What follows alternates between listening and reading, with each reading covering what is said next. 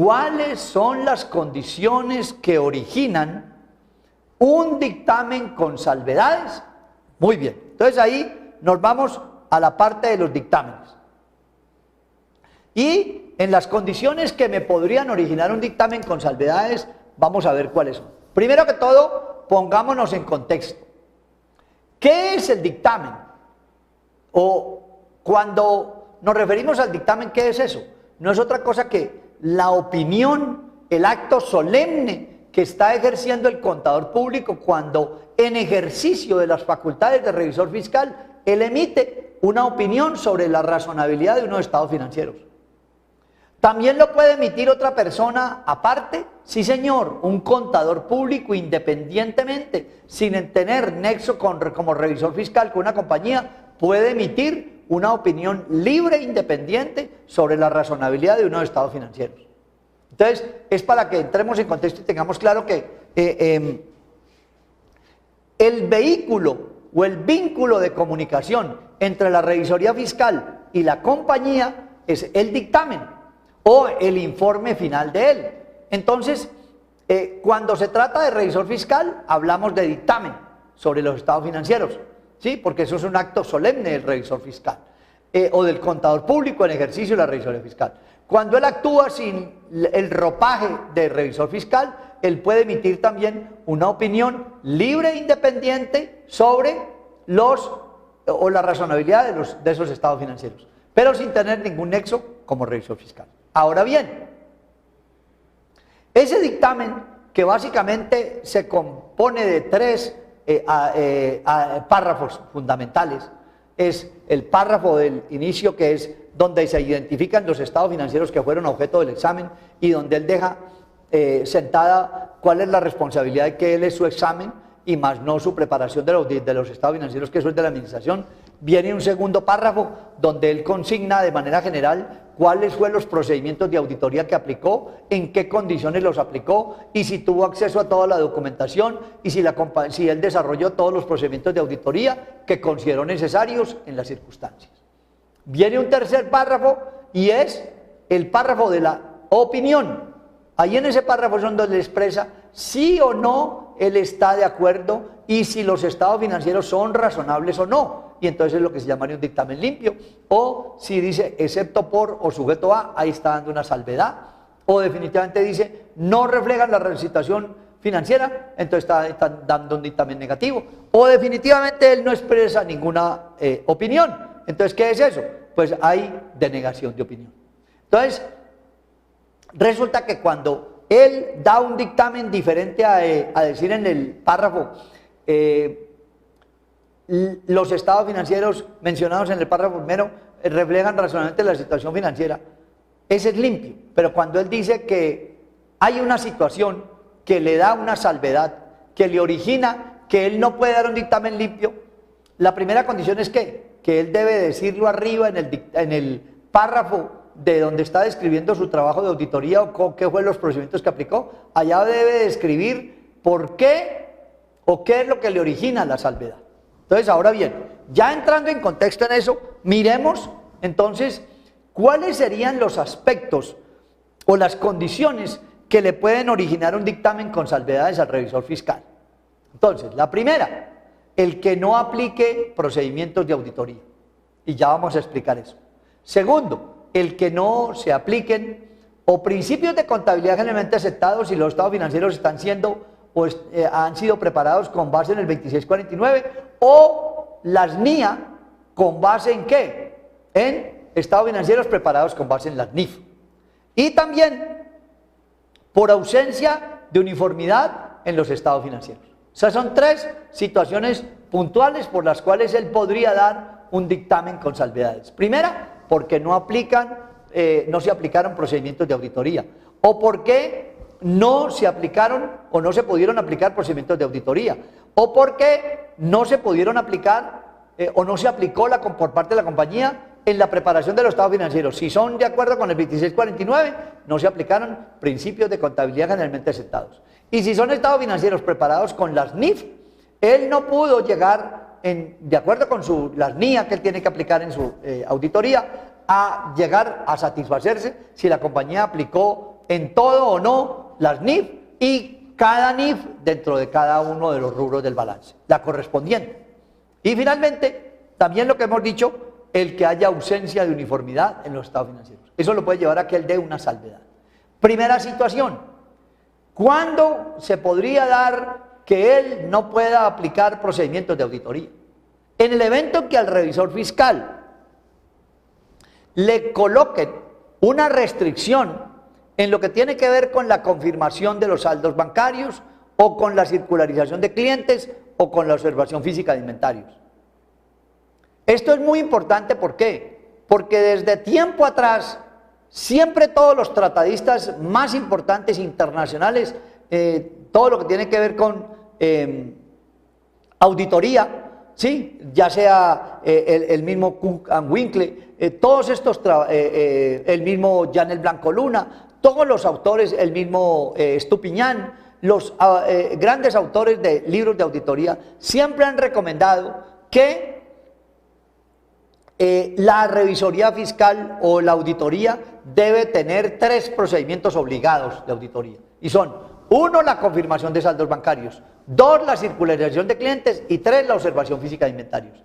Si el revisor fiscal o el auditor externo no puede aplicar uno o alguno de esos 3 procedimientos, él ya tiene una situación que le ha originado una salvedad, el no haber podido aplicar ese procedimiento de auditoría. Recuerde que el procedimiento de auditoría de confirmación de saldos bancarios es un procedimiento mediante el cual él, con base en una carta que prepara él, pero que firma la compañía o el responsable de la compañía, el representante legal, el que tiene las firmas autorizadas en el banco, con base en una carta que él prepara, se le envía al banco para que el banco nos mande una información respecto de los saldos, respecto de los intereses, respecto del manejo de la cuenta, respecto de quienes firman, qué grados de autorización se tiene la firma, cuáles son las restricciones en las firmas y demás. O el de la circularización de clientes, que también es una carta que prepara el auditor, pero que la firma la compañía para enviársela ¿a quién? A los clientes. ¿Para qué? Para que ellos me respondan cuál es el saldo que tienen al corte que yo estoy haciendo, cuál es el movimiento, de pronto si han habido notas débito, notas crédito y demás, cuáles han sido sus pagos, cómo ha pagado, por qué no está de acuerdo con el saldo y demás. Y el tercero, que es el de la observación física de inventarios. Ese de la observación física de inventarios también es un procedimiento obligado de auditoría, y es ¿cuál? Que el auditor o el revisor fiscal o sus delegados deben de estar presentes en el conteo físico del inventario. Allí deben de estar en el momento de la realización del inventario físico de mercancía. Primero, para hacer una verificación ocular de que el inventario existe. Segundo, pues para ver si se está agotando el conteo del 100% de las unidades. Tercero, para ver cómo están organizados los grupos, cómo se está haciendo el conteo, cómo se están identificando o más bien llevando a feliz término las diferencias. Observando también cómo se ha evaluado el inventario, que ese es un proceso posterior después de esa observación física. Pero lo importante es que él esté presente o sus delegados en la realización del inventario. Si eso no se lo permiten hacer, porque le dicen que el inventario está muy lejos, que está en otra ciudad, que vale mucho el desplazarlo, que no sé qué, que hay inventario regado por todo el país.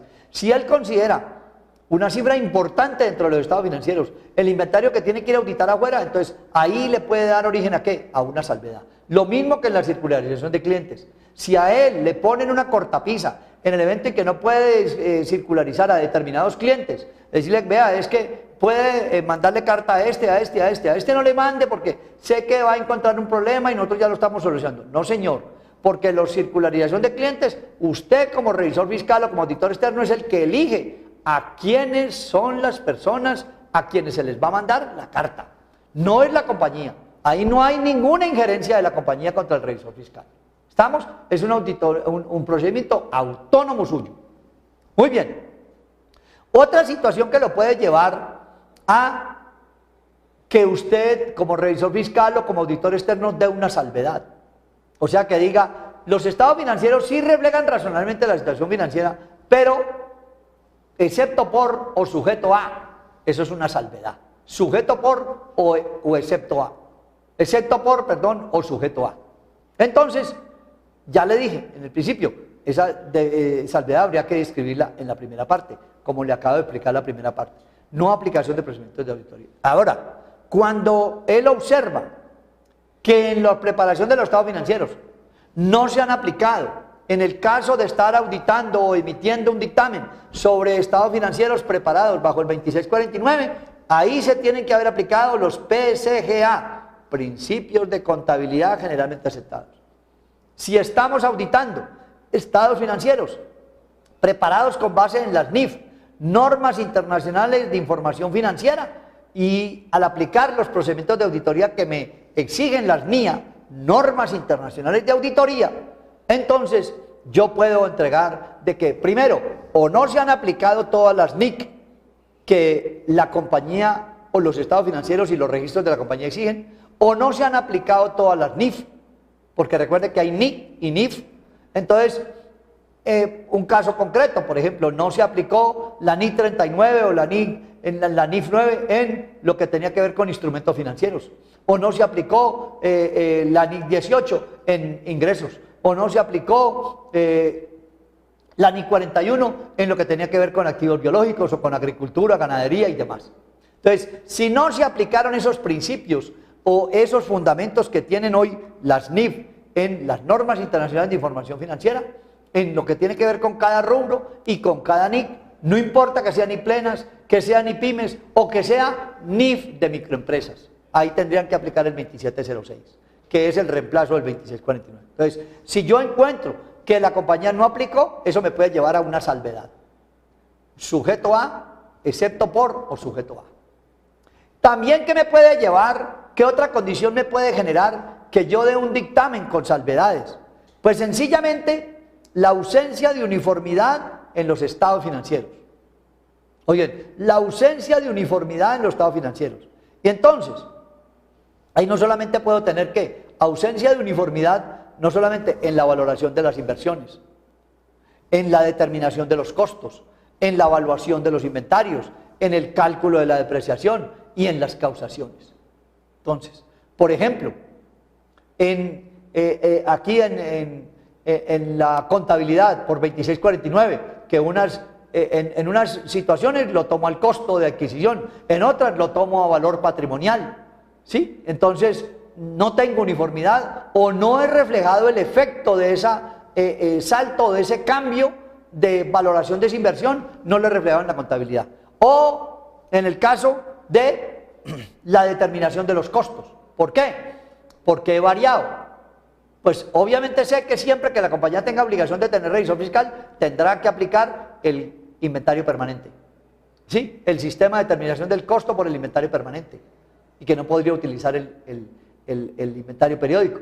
Pero si encuentro, por ejemplo, que la compañía en un año evalúa existencias por un determinado método, WEPS, PEPS, o primeras en entrar, primeras en salir, o el de identificación específica, o el de costo promedio, ¿sí? Entonces, y en el otro año utilizo otro, entonces, y no he reflejado ese efecto dentro de los estados financieros, eso me puede llevar a que yo dé una salvedad.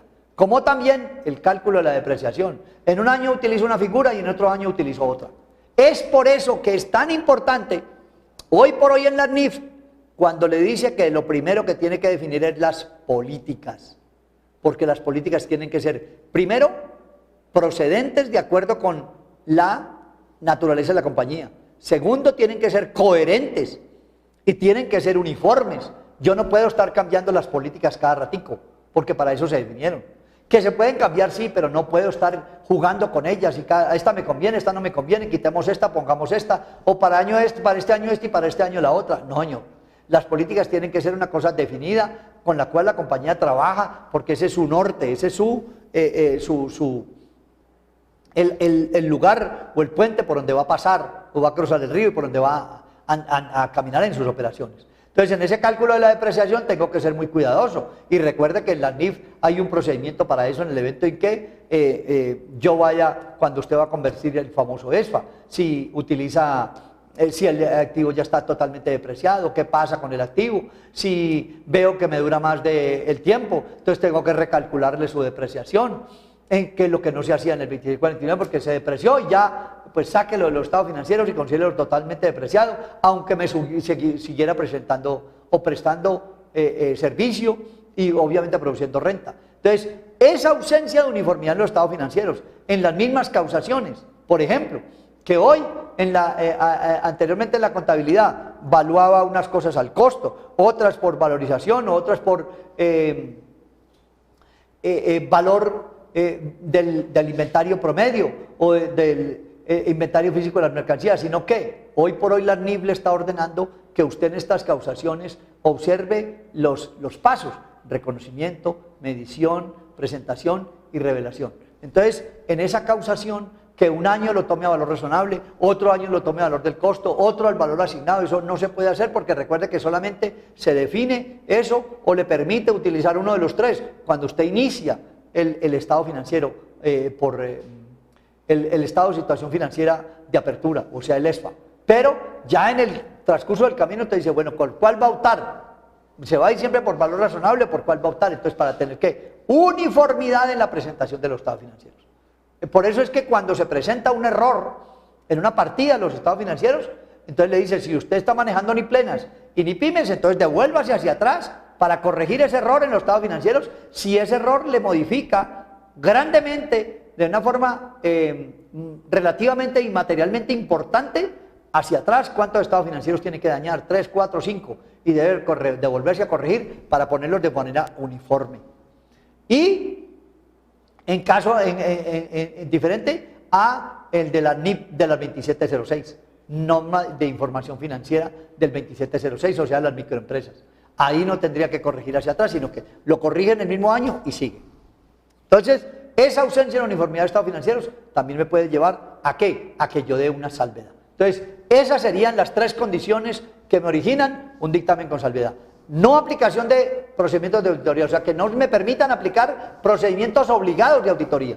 Segundo, que la compañía no haya aplicado principios de contabilidad en el 2649 de los principios de contabilidad aceptados. En la NIF, en el estado financiero bajo NIF, no haber aplicado o la NIC o la NIF respectiva en cada rubro. Y el no haber podido o no haber encontrar ausencia de uniformidad en la presentación de los estados financieros.